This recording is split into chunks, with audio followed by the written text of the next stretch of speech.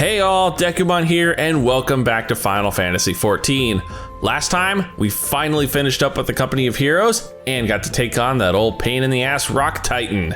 And now, the game has told me I need to head back to the Waking Sands, but I remembered beforehand I wanted to do this because I'm finally level 35.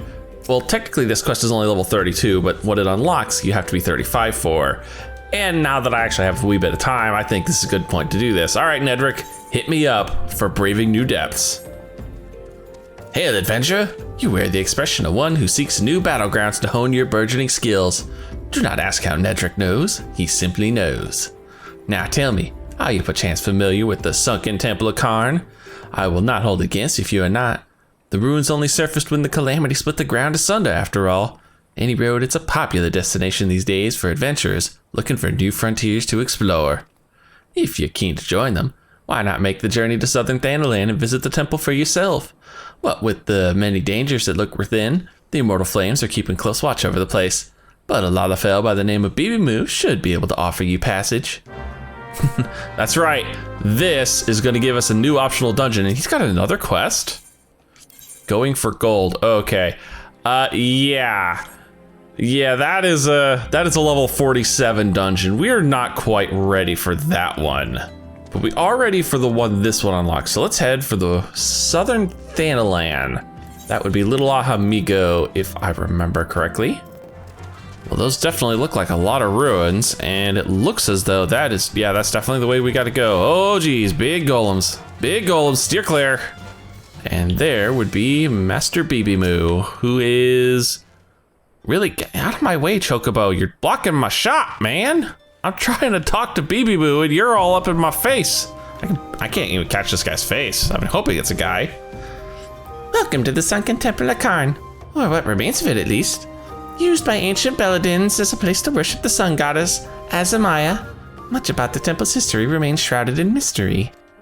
While we have sent a research team into the depths, I regret to say that the investigation proceeds at a snail's pace. That is, when it proceeds at all. It would seem that the Beldanins have wreaked the temple with all manner of devious traps and snares. To deter temple robbers, no doubt. Oh great, we're gonna be channeling our inner Indiana Jones for this one, huh? That'll be fun. We have recruited adventurers to assist in disarming the traps, but be forewarned, many who have entered have yet to return. Should you wish to brave the depths, we would welcome your aid. Okay. That would be a good call. The duty finder has been updated with the Sunken Temple of Qarn.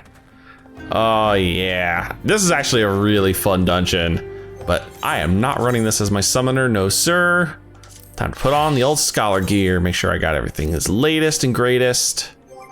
And then, let's see how fast the old queue goes today. And a 1, and a 2, and a 3. Ah, the joys of being a healer. Oh shit, I saw skeletons. I see ruins. Ooh. Oh, that's a good establishing shot. Oh yeah, so the question is, am I gonna be channeling my inner Lara Croft, my inner Nathan Drake, or my inner Indiana Jones?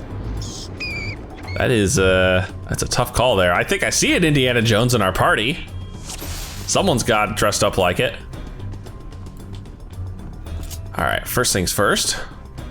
Get up here, and then I can pop out the old ferry. Thank you. Alrighty, what are we looking at for crew to work with today? We've got a Dark Knight tank, a summoner DPS, and a new DPS class, which I don't think we've actually had the joy of seeing, a red mage. Yep, that is a red mage. I'm sorely tempted, depending on how long the 50 leveling goes between the post-game stuff and actually starting Heavensward. I may actually pick up the red mage for a level 2 just to show it off, because it is a really cool class. Now, the first thing you're going to want to do, you only really have to do this the very first time you're in the dungeon, is come up here and look at this warden thing. This is very important here to look at. The engraven is to warn decipher, but you really want to take note of the 2 crests on here. A fireball on the left and a bunch of grapes on the right. Because trust me, this will come in handy later. And I love the fact that everyone here is so accommodating of me having to look at everything for the recording. Thanks, guys. You guys are real troopers, I promise you are. I do not... Well, I have an ability that is an AoE. It's called Art of War, but it's really bad. And it actually requires me to basically be in the middle of the action the whole time, so it's kind of not that useful. I'm better off just bioing things, throwing the occasional ruin out, and then making sure the tank stays full health. Because my DPS is garbage compared to everyone else's. So this is a tablet. There are 4 of these throughout the dungeon, although technically this one, the Helm of Might, is completely useless. Oh, right. There's also something else in here, but we're not going to see it until the next pull. Right. This dungeon has our first really scary trash enemy, and it will show up in the next pack, and I'll point it out as soon as we get there. But these guys, they're not that bad. We're all a bunch of casters. We're just kind of smoking these guys. This one also has a more unique enemy in this Qarn Facer, as in, this is the only Qarn Facer in the entire dungeon. But he will actually show up 3 or 4 times. But if you don't kill him fast enough, he runs away. So we're kind of trying to burn him down at a reasonable clip here. We might actually kill him on the first pull. He might, no, he ain't getting away. The other enemy who I don't get to point out because we smoked him already is the Temple Bee. Ooh, that is a machinist weapon. We do not need that. There are a couple of bees in this dungeon. Actually, this is our first time ever seeing the bee type enemy. And these guys have a really scary attack called Final Sting. Now, it will kill the bee when it uses it, but it will annihilate your tank. It probably could one-shot an ungeared tank at this level. So do your damnedest and make sure the bees die very quickly. You see the DPS are really on the ball here. They're making sure the bees go down first. I said the tank goes down first. No, the tank is fine. The tank is fine. We're gonna pick up our second tablet. Again, this one, not that important. There are 2 more that are legitimately important. Oh, the Terrator, or the Terratotor. This guy has got some actual mechanics, and this is basically the level where bosses actually start having mechanics that are meaningful. So first off, this guy's actually gonna get ads throughout the fight, and they are bee ads, which means if you don't kill them quickly, they're gonna wreck whoever they're targeting. Here they come already, and it's usually me because, you know, healing is a good way to pull aggro. The other mechanic he has revolves around these 3 pads that you see around the ground. This guy is our first instance of somebody who can actually cast the Doom mechanic. Well, I'm not paying enough attention here. There we go. Oh geez, frontal corners one makes. Here comes the Terratotor begins to growl. This is our warning that he's going to start using this Mortal Ray. Hits everyone in the party with Doom, and the only way to get rid of it is to stand on whichever pad is glowing. If you don't get rid of it in time, it will murder you. It is unstoppable, unequivocal, just death. So if you see it coming, just stand on a pad. Boom, simple enough, easy to do. Uh-oh, them wasps are coming back for my ass. Oh guys, thank you for keeping them off me here. I know you guys want to burn the boss down, but trust me, these guys gotta go first. I have lost many a DPS to the Final Sting because they were not paying attention. I've also lost the healer once or twice as a tank because I didn't pull the bee like I was supposed to. So, you know, that's on me when I do this, but this guy's about ready to go down. Yep, there we go. First boss, no big deal.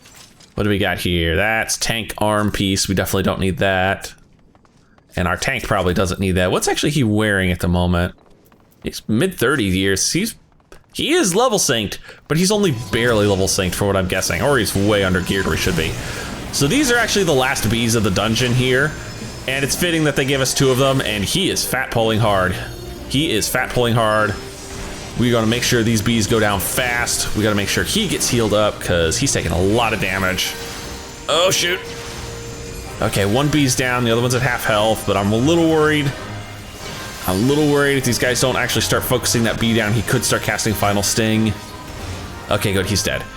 So, we have another new semi-unique enemy here. The Avoideropolis here He is unique in the fact that he has to die while on this pad. If he does not die on this pad, right here, this pad, he will regenerate to full health after, like, say, 5 or 6 seconds.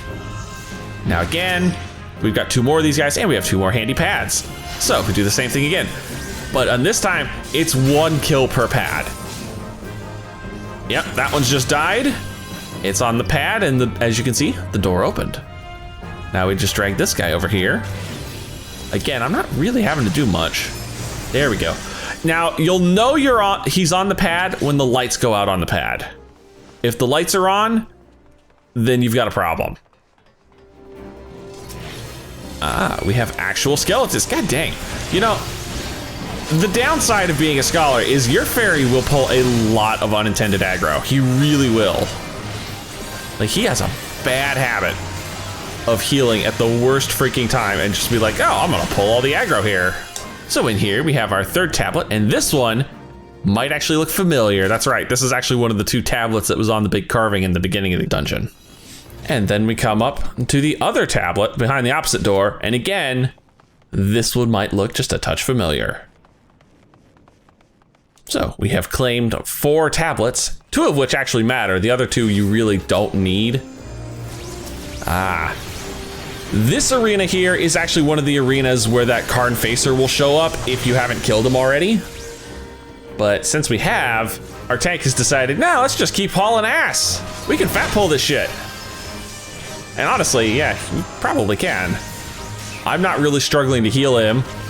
The DPS are definitely not having any trouble killing things. Oh, he wanted to stop short. Huh, weird. Well, I guess to be fair, I think there's 3 or 4 enemies in here. Yeah, there's 4 enemies in this room, so pulling these and the two enemies we had in the room prior might be just a touch much. Yeah, just a touch. But on all honesty, most of the enemies from this point to the rest of the dungeon really aren't that scary or even all that noteworthy. I think there's 1 enemy type worth noting, and it's just because we haven't seen it yet. But what we're seeing right now, some standard Yarzons, some ghoulies, nothing of any threat. Easy enough to smoke. I'm surprised it's honestly taking as long as it is. The one downside of the casters is they're not like the best in terms of just raw DPS, especially against single targets. But we have finally made it to boss number 2, and you might notice he's actually got 2 targets. And this guy has a really interesting mechanic to him. If you remember when we fought Titan, he had a phase where he spawned Titan's heart, and if we didn't break it fast enough, he would just murder us. Well, this guy works semi-similar, but in this case, instead of us wrecking the soul stone, in this case, fast enough to keep him from killing us, the main body of the boss is pretty much invulnerable to damage until you actually break that soul stone. And when you do, yeah, he goes into this little shutdown mode for a few seconds, in which case we just pile on all of the damage we can. Look at this. Oh, that is beautiful. That is utterly beautiful. I'm gonna heal the tank here once for the road, just in case. That's not bad, actually, about a little over half. But you see now, our damage against the main body has gone to shit. Like, he's taking like only 10% of the damage we were dealing out against him beforehand.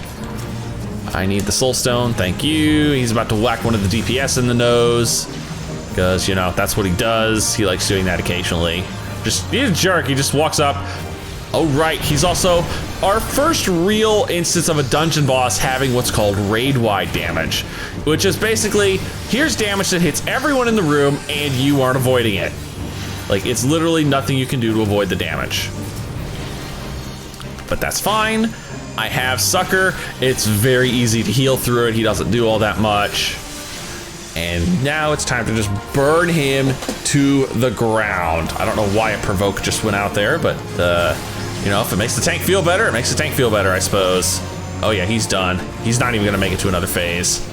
He tried. I saw that vulnerability buff go up at the last second, but it wasn't enough to save him. Oh, more tank gear. Definitely don't need this. Again, we have just some rather normal enemies. That's right, we're waiting on you, Master Dark Knight. Oops, there goes my damn fairy again. Getting me into trouble. Tank's doing a good job, at least. He's popping defensive cooldowns pretty regularly, which is something you always want to do. Even if you don't think you need them, it's not a bad idea to roll them out occasionally against trash. Makes the healer's job just a wee bit easier, gives us more time to DPS, which means more things die quicker. Give him an Adlo for the road before we get into the next pull. That way he's got a shield to start with. There we go, a little extra shield makes his life a little easier for the first few seconds, means I can get my dots on these guys. And I don't need to worry about him suddenly dropping in health like he has been sometimes. You gotta keep an eye on your tanks. They will melt under continued pressure. Especially if they're fat pulling, and healer's not paying attention in a fat pull, you're gonna lose the tank. And then very quickly you're gonna lose everyone else. Oh look, another Avoidapulus. And the new enemy thing I was talking about, the crocodiles. The crocodiles are only noteworthy for one thing. Do not stand directly behind them if you can help it. Because they have a backwards facing cone, and it's actually a pretty short cast. Now, you'll notice there's 2 slots here for stone pedestal. There's 2 stone pedestals here. You can put the tablets in them, but the only thing on the other side of those is a pack of enemies, and that's it. It's just like a pack of enemies. So if you need the extra XP, convince your tank you want to go do those. If not, not a big deal. Again, you're gonna see 2 more pedestals right there and right there. And again, all they do is spawn enemies. They're really not worth it. They're basically just giant booby traps. The tank's already poked open the door. Oh, by poked open the door, I mean they murdered the Avoidapulus. Yeah, they murdered the stone head thing on the pad. I'm gonna see if I can actually trigger this guy to do his cone attack, but he doesn't seem all that interested in it. Partially because the tank's just kind of rotating him around like a loony bin. But no, that croc is dead. That croc is dead. No. And here we are, we're just about at the last part of this dungeon here. So give him a quick shield, and then I'll start bioing everybody. By bioing everybody, I mean failing miserably to heal the tank. Jeez, I missed that completely. I mistargeted that horribly. Thank you, much better. He's much better off than he was now.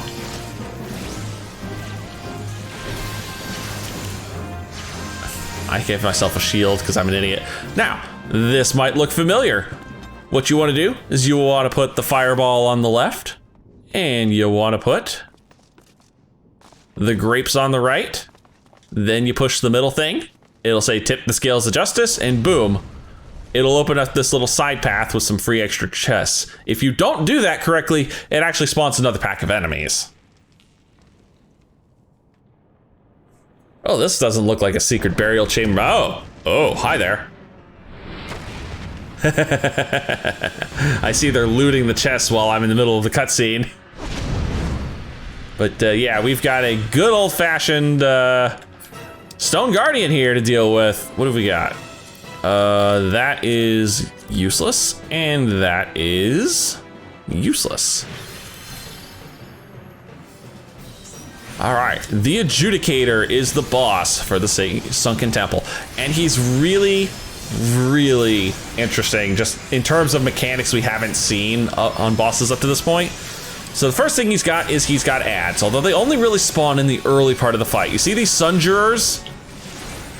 These are the ads, and they work just like the faces from the earlier parts of the dungeon, and that is, you gotta kill them on the pads or they just respawn endlessly. And as you can see, the tank is actually doing the one thing you don't want to do against these guys, which is pull them. Trust me, if you're a tank, just leave these guys for the DPS and the healer to deal with.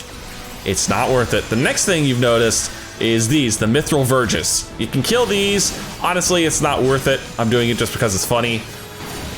It's not like you're gonna get XP or anything for killing them, but you'll notice they're popping out these blue line lasers. Just avoid hitting those. You don't want those. There's no reason to take that free damage. There's the other version of the Mithril Verge, the one that spawns a black box like that. What you want to do is let the DPS come in. At least one DPS has to go in that box. They'll get sealed in temporarily, but if they don't, if no one actually goes in there and that box seals up like that, that thing will just explode and it will screw up somebody's day. Oh, speaking of screwing up somebody's day, I gotta unparalyze the old tank there. And if you noticed, we just spawned a buttload of Verges all of a sudden, so it's time for a little disco light. I am on the wrong person. Hey, stop that with that. Making my day miserable, keeping me interested here. There we go. Oh, the red mage did not get any of that heal. No, he did not. Also, again, I did not have you focus targeted for some damn reason. My own bloody fault, but still. Overall, the boss isn't too bad. I don't even think he's gonna make it to his, no, he's not. The last thing he does is he'll spawn 2 Mithril Verges back to back. So the DPS, there it was, I saw it right at the last second he was about to start it. The DPS will have to split up and go 1 to each Verge and take them out. And that's it. 1 Stone Guardian in the bin. Honestly, he's not that bad. But like I said, this is probably the most mechanically interesting fight we've seen thus far, except for perhaps the primals, and even then, they're pretty easy at this point. Thanks guys. Thanks guys. Thanks for the run. That was a good run. Oh, well, that's a fine how do you do. I literally walk out of the dungeon and next thing I know, I'm being assaulted by a freaking sandstone golem. Sheesh. Thank goodness for the old chocobo here giving me an assist. Because I'm still in scholar gear. I can't fight this guy worth a damn. My damage sucks. Thank you. Sheesh. Jerk golem. Speaking of the chocobo, has he got another rank yet? No, he is not, but he's close. He is very close. Okay, our little side trip is concluded. Jump back into the summoner gear, which looks basically identical to what I had, because they, you know, the summoner and scholar just share gear for the most part until, I think, post 50. At that point, they actually start getting divergent gear. But I believe now we can finally head back to the main story.